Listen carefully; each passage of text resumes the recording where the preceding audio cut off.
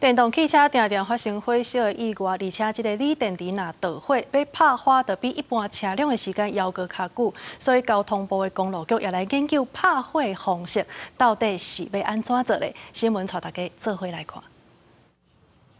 国内电动汽车是成长了真紧，即马搁进入东部歇热旅游的大月。伫南回公路有一条4.6公里长的草坡磅坑，公路局安锁交控中心为着要应变电动车伫个磅坑内底发生火灾。这个月特别采购防做大水的杂水泵，提供大型消防分队演练电动车火灾拍火的机能。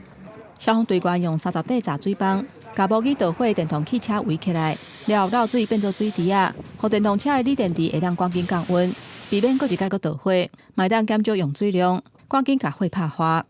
那防水挡板能快速的组装，在短时间迅速冲水，那能把电动车迅速做一个灭火降温。电池模组的关系，有可能一次燃烧模组没有完整，所以后续还可能会复燃。那再加上它燃烧的时间又比我们燃油车会来的时间很长，它动辄可能会达到1小时。那我们可能现场没有那么多的水量，持续的去做一个冷却降温的一个动作。目前国内对电动车的火灾也无快速而且有效拍火的方式，唔但会影响抢救的时间，嘛影响交通。公路局安锁交控中心用杂水泵拍火这个做法，目前还在研究的阶段。不过，台东县消防局认为这可行，未来若有实际上成功的案例，嘛会纳入电动车火灾抢救的作业流程。